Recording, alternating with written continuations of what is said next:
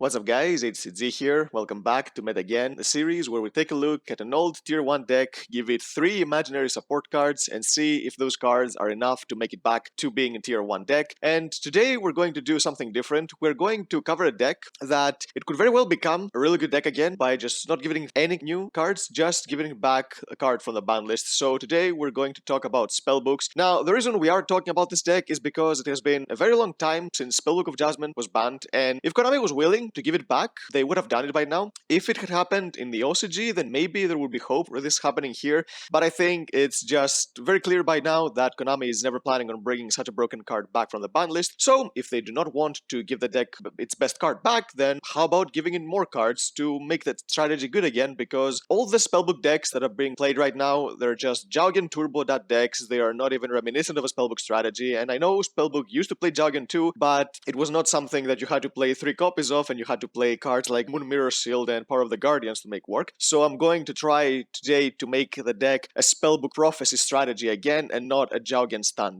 deck. So if you enjoyed this video, give it a thumbs up, subscribe to the channel so you don't miss our upcoming content, and now let's get to the video. So the first card, let's try to think of what Spellbooks really need in order to become a deck again. The first thing that I'm looking at when I'm looking at Spellbooks is that they don't have a good boss monster. Now, they used to have really good boss monsters, being High Priestess of Prophecy and World of Prophecy, but those monsters are not as good anymore in today's age because power creep is real and such cards are not as good anymore. So we need to give them a boss monster that's easily accessible and that it can actually do stuff in today's metagame. So the first card, let's call this one Doom of Prophecy. It's a level 10 dark spellcaster with 3000 attack and 2800 defense. And its effect reads that if you control a face-up prophecy monster, you can special summon this card from your hand or graveyard. And as a quick effect, you can send up to 2 spellbook spell cards from your hand or face-up from your side of the field to the graveyard to destroy an equal number of cards your opponent controls. And you can only use each effect of Doom of Prophecy once per turn. Now, the effect that it can special summon itself from the hand or graveyard is relevant because Magician's Souls is a card and you like send something that would actually give you value in the graveyard, and for now, to make use of something like that, you have to activate a Spellbook of Life to get back what you send to the graveyard, but this card can bring back itself if you just control a Spellbook Magician of Prophecy on the field, so it's very easy to get back, and the effect to destroy cards is something the deck really needs because aside from anything generic you would play in the deck, or the only disruption the deck has as an archetype specific, it's Spellbook of Fate, and that's barely enough to do anything. I mean, just banishing one card is not going to cut it in today's metagame because the decks are just too fast right now and they don't rely on their normal summon, so if it gets banished they lose. No, it's nothing like that anymore. So you need to have more interruption in a deck like this in order to make it work, and also giving it a beater is important because the deck is notorious for not being able to go for a game, which is why people used to play cards like Starhole back in the day, which was very consistent in getting counters so you could get up your monster's attack points to higher levels so you can actually win, because now the deck is poking with Spellbook Magicians and Jaugens, which you're never gonna win. So this is why I think giving it a beater is also very important. So this card tries to cover both of those weaknesses of the deck, and I think it does it pretty well. You can play this card as a one-off if it ever got printed because of Magician's Souls, but you could play it even more copies of. This is why you can special summon from your hand as well. I think it would be a really good step towards the right direction of making a really bad strategy being able to compete, because it does lack a lot of stuff in order to become a really good strategy again. Now, the next card, I'm trying to give the deck, on top of giving it even more disruption than what we already did, I'm trying to giving it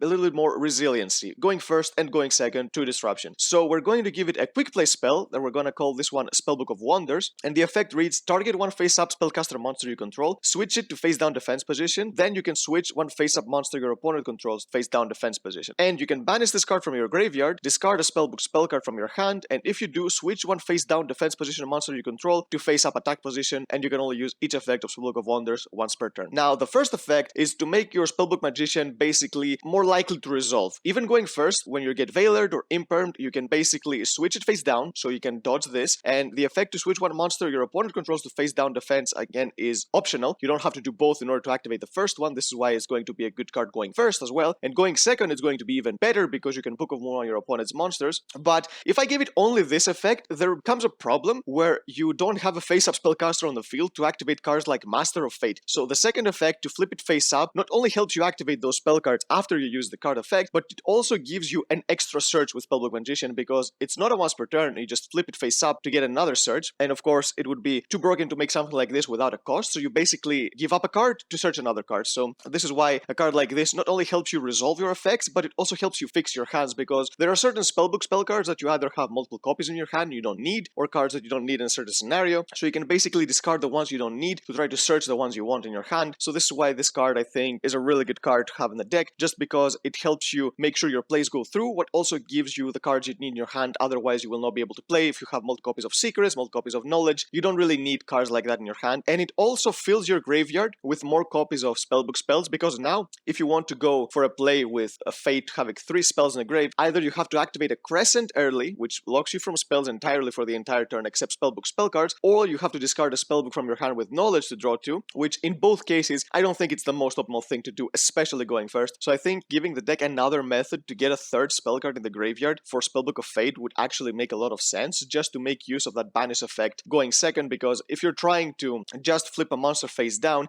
it's simply not as powerful as just outright non-targeting banishing a monster. So this is why Spellbook of Fate would become a much better disruption card if you gave it a card like this. And now the 3rd card I'm giving is boost the strategy of the deck to be able to go for a game, because I think having a boss monster clearly is not enough, because there are certain ways to get rid of such monsters that if you just can't get them back, for example, if it get banished and you only play one, or if you can't get access to a second one, then you're not going to be able to use the rest of your deck to do damage. And one of the coolest things I remember back in the day that I just liked about the deck a lot was Spellbook Starhole. I just love the idea of a card accumulating counters and then making cards, even like Effect Veilers, like 3000 attack points. This is something that I really enjoyed about the deck back then. The problem is that people have just completely given up on Starhole, because it's a card that without Spellbook of Judgment getting you 6 searches every single turn, you don't have enough ways to get counters to it consistently without the actual neg1, because activating Starhole doesn't give you anything on activation. Then you're not going to be able to use a card like that, and you're not going to choose to use a card like that just because it's as bad as it is right now. So the last card that I'm giving the deck is a way to make use of Starhole by also giving it something more. So it's a normal spell card that's called Spellbook Library of the Constellation, and you can activate one Spellbook Starhole from your hand, deck, or graveyard, and then you can add a Prophecy monster from your deck to your hand, and you can only activate one Spellbook Library of the Constellation per turn. Now, the cool thing about a card like this is that it gives you a reason to play Starhole in the deck. If it just activated the Starhole from the hand, deck, or graveyard, nobody would play a card like that, because even if you can get access to it more easily, if you don't get anything on top of it, it's not a worth card to play, just because, like I said, it needs setup, it needs time to be worth. And without Spellbook of Judgment, you need a lot more turns than back in the day in 2012, where you had all those cards in your hand every single time. So giving it a search on top of activating Starhole, I think it's a good enough incentive for people to play a card like this, just because it increases consistency of the deck, and you can search not only your Spellbook Magician, you can send Justice, you can search your Temperance, you can search Priestess, anything you want. And on top of that, getting a Starhole right away on the field before you do anything else is extremely crucial, because all those cards you're going to activate afterwards, your Secrets, your Master, your Knowledge, everything, they're going to give counters. And once Spellbook Starhole starts accumulating counters, first of all, it's a card that is going to be very hard to deal with, because your opponent thinks twice before destroying this card, because they're going to give you a search if they do, and it also gives you the attack boost that this deck needs desperately in order to be able to go for game, because if you rely just on boss monsters, your normal summons are not good enough for that to do, because if your boss monster gets dealt with, if you have just a 500 attacker, you're never gonna go for game. But if you have 5-10 counters on a Starhole, then your Spellbook Magician or your other spellcaster monsters you decide to play start becoming bigger and bigger every single turn, so you can eventually beat down your opponent with them without completely relying on a boss monster in order to do that. So I think this card is going to make